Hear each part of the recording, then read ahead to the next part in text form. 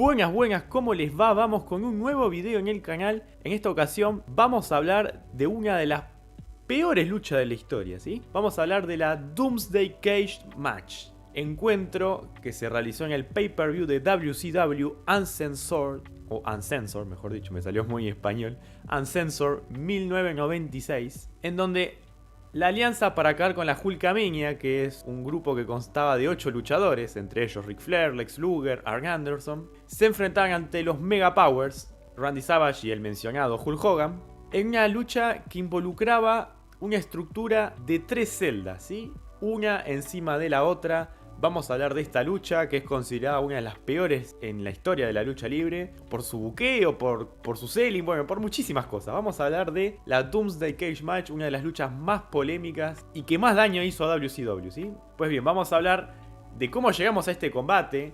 Vamos a tratar de desmitificar un poco la WCW pre-New World Order, que siempre se la suele adorar por haber superado a WWF en cuestiones de estadísticas, pero en una época bastante oscura en cuanto a buqueo, ¿sí? Vamos a hablar de eso, pero antes de empezar con el video les recuerdo que se suscriban al canal, que compartan el video, que le den me gusta y que comenten qué les parece esta lucha, si la vieron. Comenten cosas, ¿sí? Comenten cosas, así ayudan a crecer al canal y a seguir haciendo videos sobre tanto de la historia de la lucha libre como la serie de película, que en estos días voy a grabar un video nuevo para esa serie, sobre una película uruguaya. Y si no quiero adelantar nada más. Y seguir creando contenido para el canal, ¿sí? Suscríbanse, denle me gusta, compartan el video.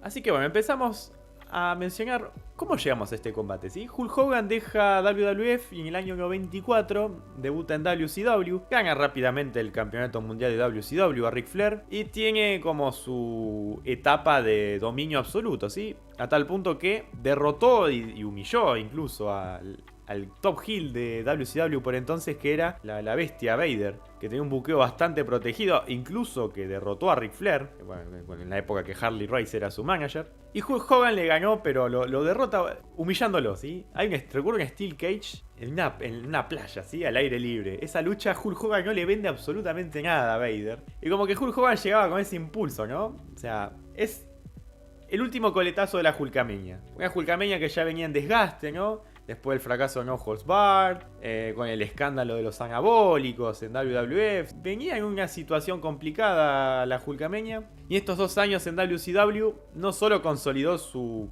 absoluto poder Hulk Hogan, hasta en un terreno creativo, por así decirlo, sino que también se encargó de avasallar a todos los heels que había en el camino, incluyendo a los heels que llegan a este combate, ¿no? Porque Kevin Sullivan, por ese entonces, regresa a WCW. Él se había ido a ECW, tuvo un año en ECW si mal no recuerdo, y llega a WCW y llega para ser no solo como luchador y formar su propio stable llamado Dungeon of Doom, sino que también empezó a tener participación en la mesa chica del buqueo, ¿sí? Mucha gente a veces habla de Eric Bischoff como el gran responsable del crecimiento de WCW, pero WCW tenía como un comité de buqueo, ¿sí? Y en ese comité Bischoff tenía implicancia, pero también tenía implicancia Kevin Sullivan junto a otro booker llamado Terry Taylor. Terry Taylor, que fue luchador, pero sobre todo en una época empezó a trabajar mucho detrás de escena. Llegó a trabajar para Total Non-Stop Action, TNA, y creo que actualmente trabaja para WWE. Ahora no estoy seguro, pero bueno, tiene su gran trayectoria Terry Taylor. Sin embargo, una de las cabezas fundamentales del buqueo era Kevin Sullivan. Y Kevin Sullivan potenció mucho su stable, ¿sí? Con luchadores de menor calibre, pero le daba como una impronta muy personal, muy propia, como si fuera una especie de secta, digamos. Y su propósito era acabar con la Hulkamania. Hulkamania que se veía amenazada porque uno de los managers más históricos de la lucha libre, que era muy pegado a Hogan, Jimmy Hart, incluso hasta el día de su muerte, lo traiciona a Hulk Hogan y decide aliarse al Dungeon of Doom, ¿sí? Tenía como un propósito de acabar con la Hulkamania. En ese entonces, bueno, Hulk Hogan se volvió a reencontrar con Randy Savage en WCW, lograron solucionar sus problemas de ego y volvieron a formar Mega Power, ¿sí? Entonces llegamos a esta lucha, ¿sí? Al Dungeon of Doom, donde incorporarían otros aliados. El nombre más importante de los aliados, Ric Flair, ¿sí? Top heel de la compañía. Hulk Hogan le había sacado el título, ¿sí? Le había sacado todo el dominio que tenía Flair sobre WCW. Junto a Ric Flair estaba Arn Anderson, que en esta época querían como reformar The Four Horsemen, pero a un nivel mucho más secundario, ¿no? Porque ya no era lo que era en los años 80. Pues estaba Men, Men es Haku en WWF, el papá de Tama Tonga y Tanga Loa, que era un luchador del midcard, pero llegando siempre al uppercard, ¿sí? No, era un hombre importante, Haku, o en este caso Men en WCW. También estaba The Barbarian, ¿sí? The Barbarian, el luchador también de WWF, WCW, Jim Crockett Promotions. Nombre también midcard, ¿sí? No tan relevante, pero siempre estaba.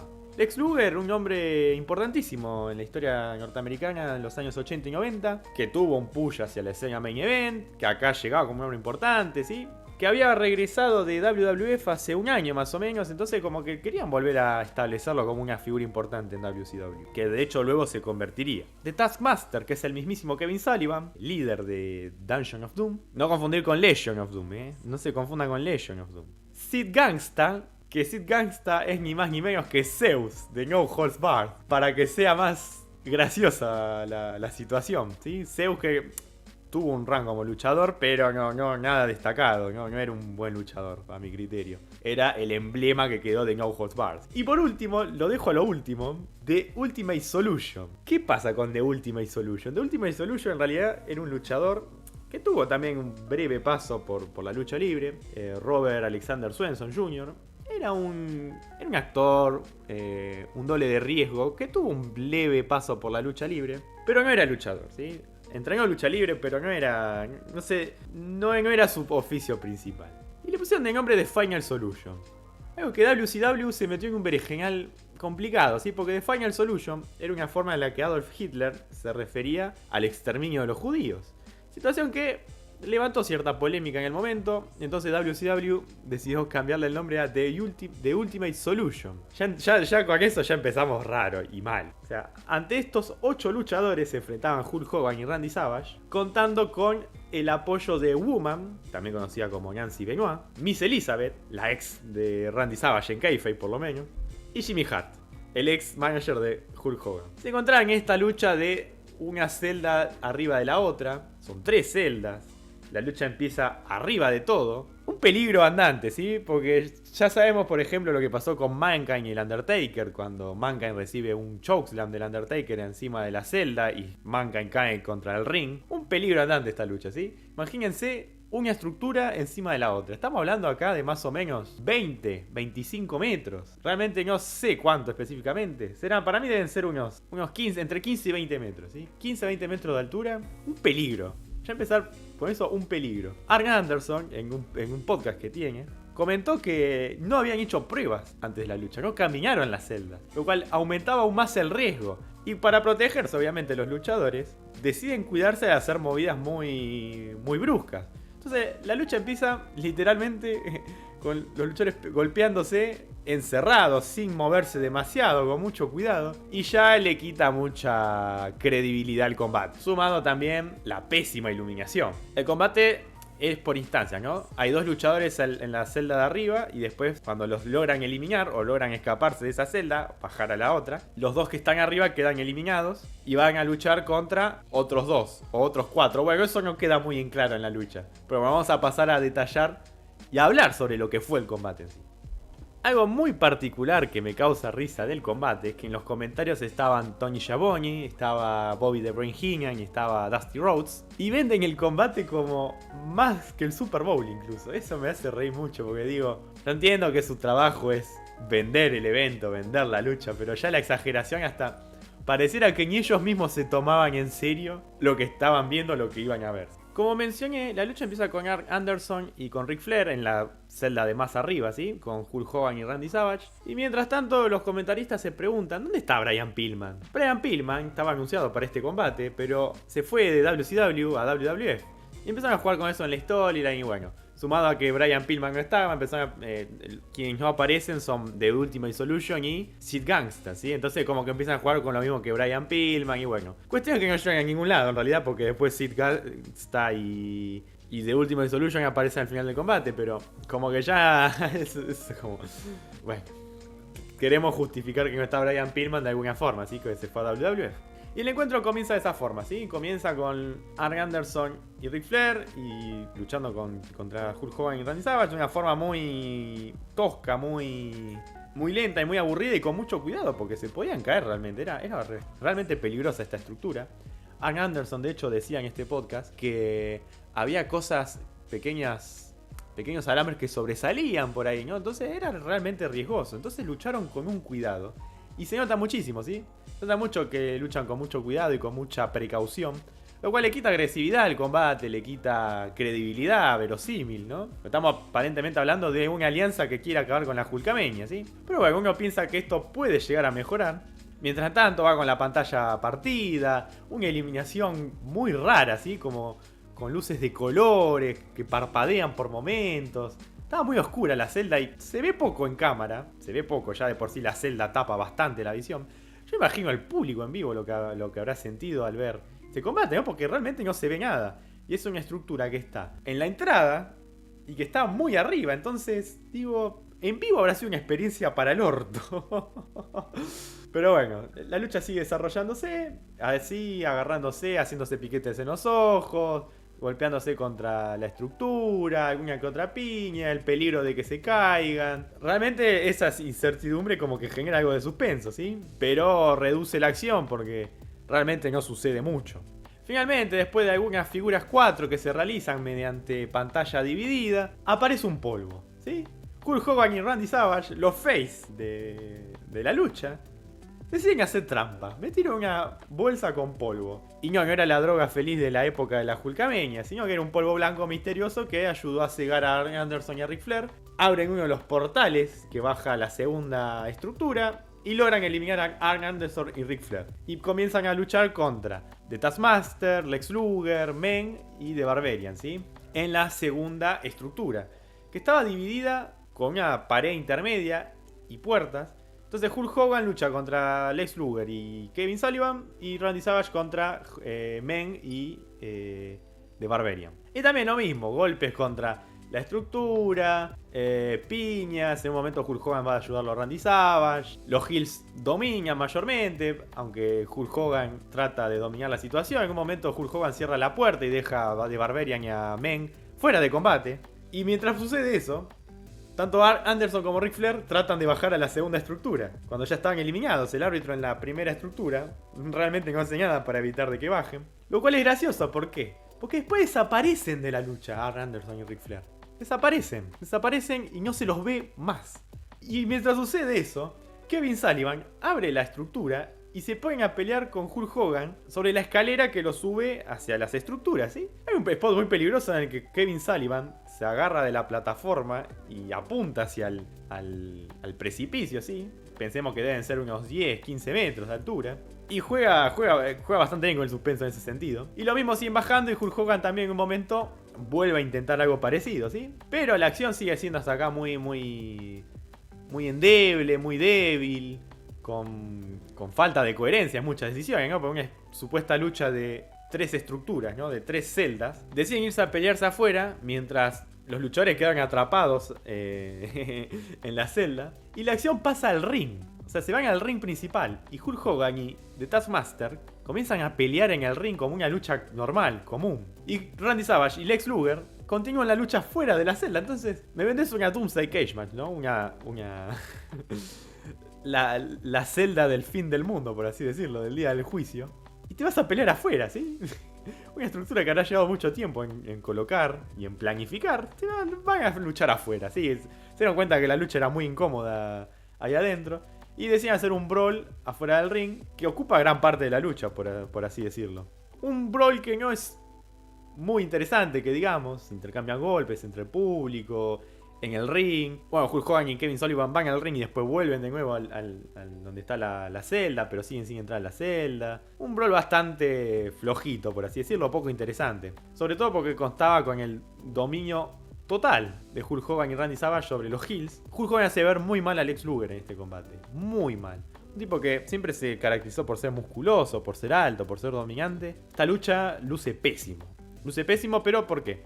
Porque el propósito del combate era hacer lucir muy bien a Randy Savage y a Hulk Hogan sin necesidad. Yo creo que sin necesidad. Y esta lucha sufre por eso, porque no hay hit en la lucha. Los heels son totalmente peleles, son unos inútiles.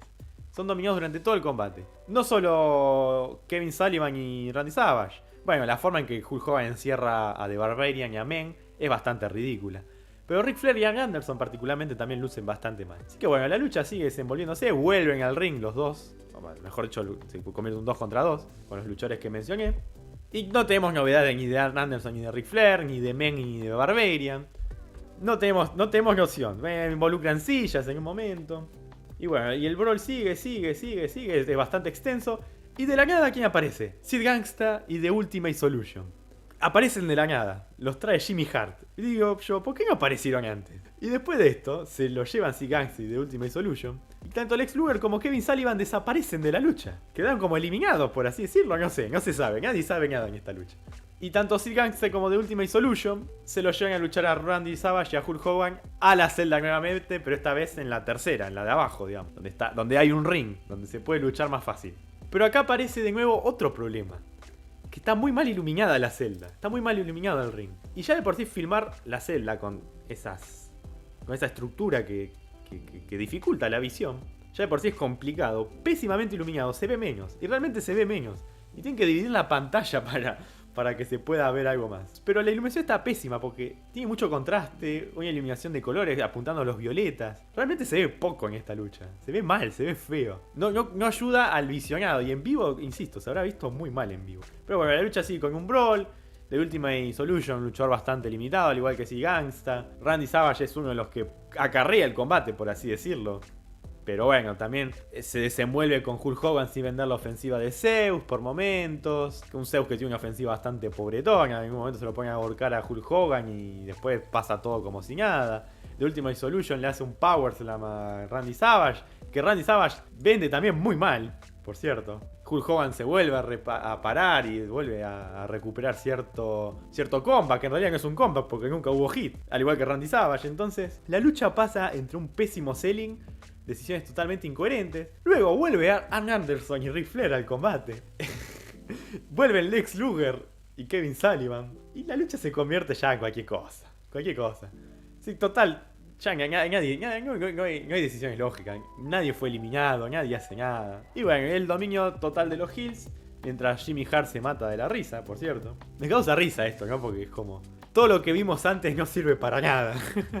O sea, 20 minutos de lucha que vimos antes, por así decirlo, 16, 15 minutos, ponele, no sirvió para nada, porque total, todos los Heels iban a llegar al final. Bueno, Kevin Sullivan, de hecho, creo que no regresa.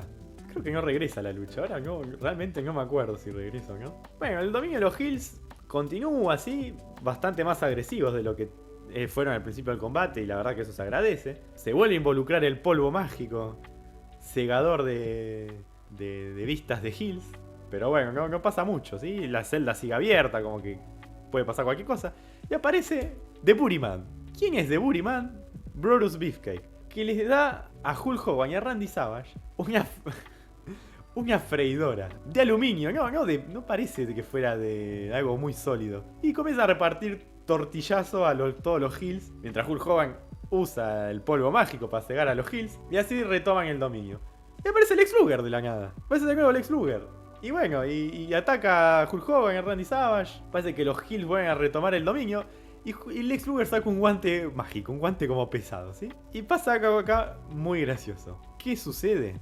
Cuando Lex Luger se pone el guante, Ric Flair agarra a Randy Savage. Randy Savage esquiva el golpe, pero Lex Luger se queda quieto. Y en esos segundos, Lex Luger le pega una piña con el guante a Ric Flair. Entonces, yo no sé si fue un botch, si fue pensado, planificado de esa forma, pero parece ser como que Lex Luger traiciona a Ric Flair, ¿sí? y a la alianza contra la Hulkamania. Hulk Hogan va y lo ataca a Lex Luger encima, para colmo. Los dos se quieren ir de la celda, pero se acuerda Hulk Hogan que hay que terminar la lucha. Entonces Randy Savage vuelve a hacerle el pin a Ric Flair, mientras los Heels luchan contra el hombre invisible. Randy Savage hace el pin, gana la lucha de los Mega Powers y terminan yéndose al ritmo de la música rock. Y el triunfo de los Babyface, enterrando no solo a Dungeon of Doom, sino a los top heels de la promoción. Un encuentro realmente muy gracioso. Yo no sé si disfrutable, puede ser disfrutable, porque realmente te reís con la cantidad de decisiones absurdas que se toman, la falta de planificación y con la participación de The Booty Man, que es un personaje totalmente nefasto que hacía de Brutus Beefcake, un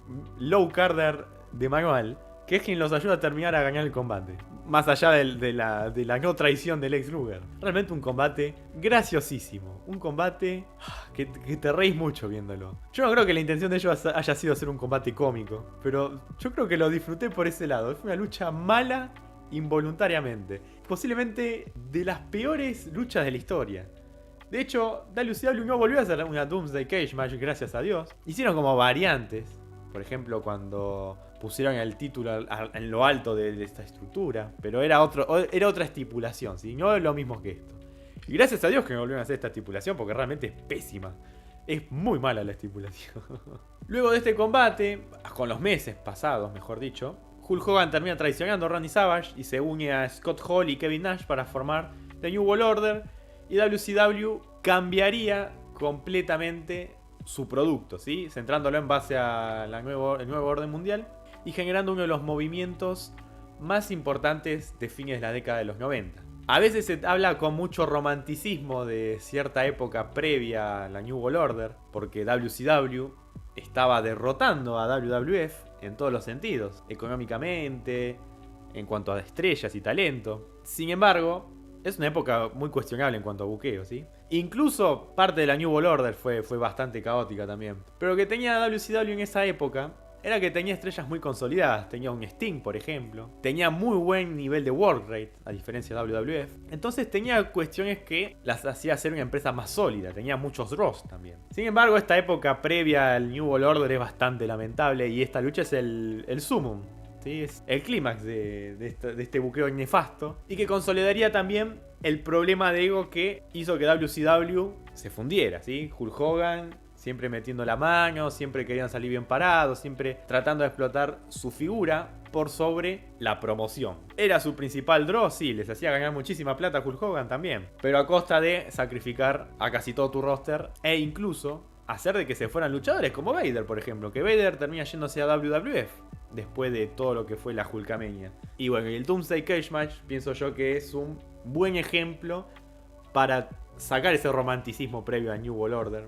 Que de hecho el New World Order también tiene sus polémicas que no voy a entrar ahora en este video. Pero sí sirve para tener una noción del panorama de lo que era la competencia de WWF. Que en esa época tenía un producto también bastante malo. La mitad de los 90 en la lucha libre estadounidense, más allá de ECW, que ECW tampoco era la gran cosa, pero ofrecía algo distinto a lo que se ofrecía en WCW, es bastante horrible, ¿sí? WWF tiene sus luchas destacables, tiene sus rivalidades destacables, incluso en esa época, pero también tiene una visión muy caricaturesca, ¿sí? La lucha libre de principios de los 90 y mitad de los 90, bueno, no diría principios de los 90, porque WCW, principios de los 90 era una empresa con un buqueo muy sólido y muy interesante, no tanto caricaturesco. Empezaron a ser más así cuando, por ahí, año 92, 93, o un poco más incluso, más al 94, 95. Esta lucha, para entender la década de los 90, sobre todo la mitad de la década de los 90, una época bastante complicada para la lucha libre norteamericana, es interesantísima, ¿sí? Veámoslo por ese lado, es una lucha horrible, sí, es graciosa también, pero nos sirve para ayudar a entender la historia de la lucha libre. Y hasta acá llegó el video de hoy, espero que les haya gustado, les haya servido, les haya abierto el panorama sobre lo que es la lucha noventera, sobre el fenómeno de la Hulkamania, sobre el fenómeno de la New World Order, ¿no? También cómo afectó eso al turn heel de Hulk Hogan, ¿no? Veníamos con un Hogan consolidadísimo como face y de repente hacer turn heel fue un golpe bastante duro. Les recuerdo que se suscriban al canal, que comenten, que le den me gusta al video, que lo compartan. Nos estamos encontrando en otra ocasión con otro video. Hasta luego.